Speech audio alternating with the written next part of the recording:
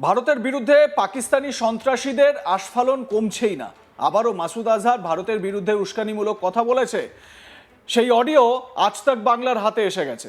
যদিও সেই ভাইরাল অডিওর সত্যতা আজ তাক বাংলা যাচাই করেনি। সেই ভাইরাল অডিওতে মাসুদকে বলতে শোনা গেছে তার সংগঠনে হাজারেরও বেশি সন্ত্রাসী নাকি প্রস্তুত রয়েছে, তারা যে কোনো সময় হামলা করতে পারে। মাসুদকে বলতে শোনা যাচ্ছে এরা 1 নয় 2 নয় 100 নয় এমনকি হাজারও নয়, যদি পুরো সংখ্যা বলে দিই তাহলে আগামীকাল বিশ্বজুড়ে তোলপাড় শুরু হয়ে যাবে। বিপুল সংখ্যক যুবক নাকি শহীদ হতে প্রস্তুত এবং বারবার তাকে ভারত অভিযানে পাঠানোর জন্য চাপ দিচ্ছে। এখানেই শেষ নয়, রাম মন্দির নিয়েও ক্ষোভ উগরে দিয়েছেন মাসুদ। তবে অনেকেই বলছেন মাসুদের এই অডিও বার্তা নাকি এআই দিয়ে তৈরি, কারণ সেখানে মাসুদের গলার আওয়াজ একটু অন্যরকম। তো মাসুদ আজহার জৈশ প্রধান, তার যে বক্তব্য, সেই বক্তব্যটা কি একবার শোনাই আপনাদের। इस मजमे में अल्लाह के वो फिदाई मौजूद हैं जो रात के 3 बजे उठ के सिर्फ अल्लाह से शहादत मांगते हैं। ना ये कहते हैं कि कर्जे उतर जाएं, ना ये कहते हैं कि बीवी मिल जाए, ना ये कहते हैं मकान मिल जाए, ना ये कहते हैं दुकान मिल जाए, ना ये कहते हैं बच्चे फर्मा बरदार बन जाए, ना ये कहते हैं यूरोप का वीजा मिल जाए, ना ये कहते हैं अमेरिका का वीजा मिल जाए, ना ये अल्लाह से गाड़ी मांगते हैं, ना नए तर्ज का मोटरसाइकिल मांगते हैं, ना अल्लाह ताला से आईफोन मांगते हैं। ये अल्लाह से कहते हैं अल्लाह शहादत दे दे, हमारे अमीर के दिल में डाल दे, मुझे पहले नंबर पे कर दे, मुझे आगे कर दे। तरह तरह की सिफारिशें कराते हैं, मुझे खत लिख लिख के धमकियां देते हैं कि हमें जल्दी भेज दो वरना ये हो जाएगा वरना वो हो जाएगा। मुझे अल्लाह का वास्ता दे के कहते हैं हमें जल्दी आगे भेज दो, हमें जल्दी आगे भेज दो। मुझे रसूल के वास्ते दे के कहते हैं हमें जल्दी आगे भेज दो। मुझे मदीना शरीफ की दुआएं दे के कहते हैं अल्लाह ताला आपको मदीना दिखाए, मुझे जल्दी आगे भेज दो। कभी क्या तरीका इख्तियार करते हैं, कभी क्या तरीका इख्तियार करते हैं। रब से मुलाकात का इनको इतना शौक है, इतना शौक है। ये 1 नहीं है, ये 2 नहीं है, ये 100 नहीं है, ये 300 नहीं है, ये 1000 नहीं है। तादाद बता दूं तो कल दुनिया के मीडिया पर शोर मच जाएगा।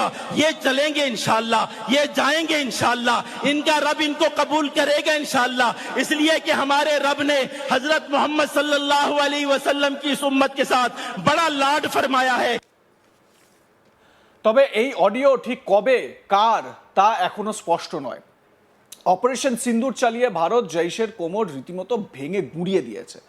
ভারতের প্রত্যুত্তরে মাসুদের পরিবারের বেশ কয়েকজনের মৃত্যুর খবরও সামনে আসে। তাই ভারতের বিরুদ্ধে মাসুদ যে কোনো পরিকল্পনা করতে পারে সেটা খুব একটা অস্বাভাবিক নয়। তাই মাসুদের নিশানায় যে ভারতই রয়েছে তা এক প্রকার স্পষ্ট।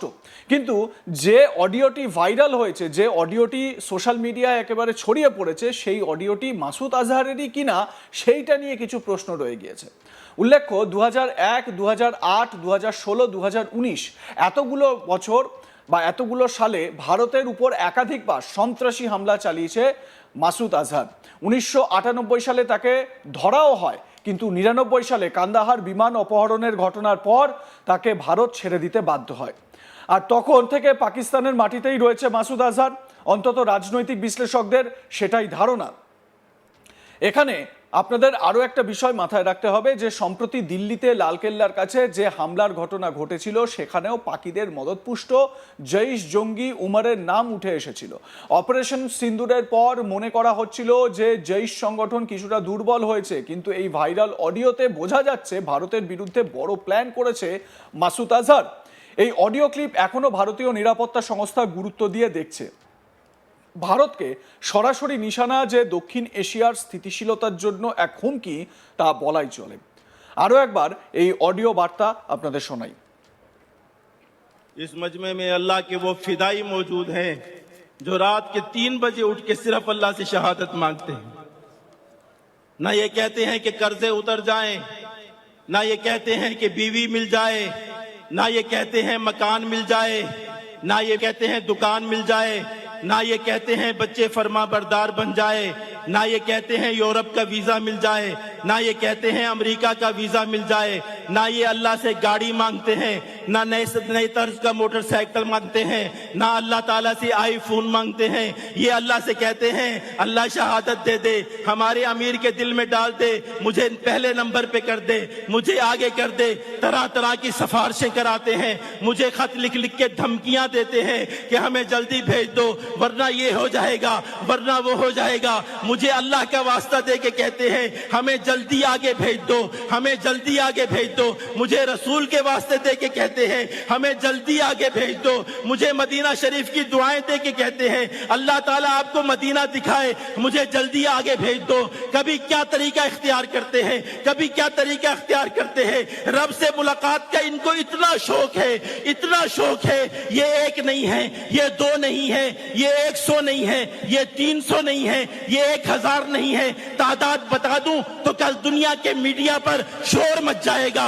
ये चलेंगे इंशाअल्लाह, ये जाएंगे इंशाअल्लाह, इनका रब इनको कबूल करेगा इंशाअल्लाह। इसलिए कि हमारे रब ने हजरत मोहम्मद सल्लल्लाहु अलैहि वसल्लम की इस उम्मत के साथ बड़ा लाड फरमाया है।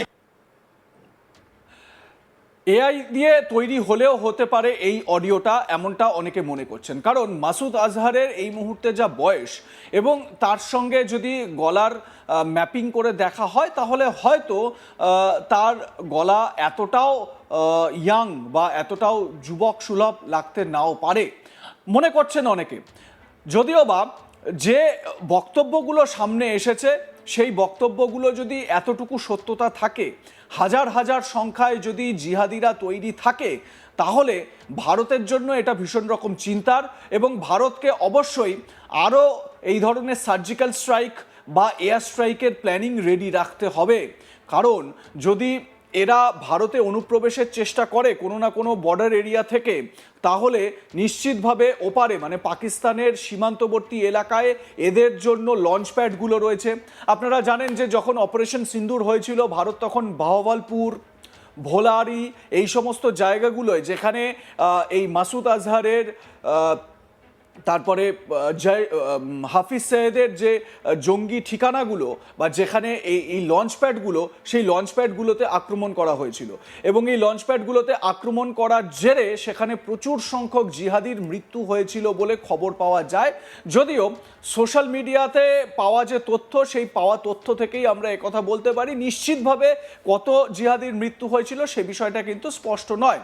যেটুকু তথ্য ভারতের প্রতিরক্ষা মন্ত্রকের তরফ থেকে আমাদের দেওয়া হয়েছিল, আর্মড ফোর্সেসের তরফ থেকে দেওয়া হয়েছিল, সেইগুলোই আমরা আপনাদের সামনে তুলে ধরার চেষ্টা করেছিলাম। কিন্তু পাকিস্তানের অন্দরে এই জঙ্গি ঘাঁটিগুলো বা এই জঙ্গি ক্যাম্পগুলো বা জঙ্গি শিবিরগুলো, এগুলো যে ভীষণ রকমভাবে বিপর্যস্ত হয়েছিল সেটা একেবারে স্পষ্ট।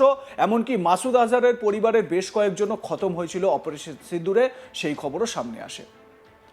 লাইক কমেন্ট শেয়ার করে আপনাদের মতামত জানান। দেখতে থাকুন আজ তাক বাংলা। সাবস্ক্রাইব করুন আমাদের ইউটিউব চ্যানেলটি, বেল আইকন প্রেস করুন নোটিফিকেশন পেতে।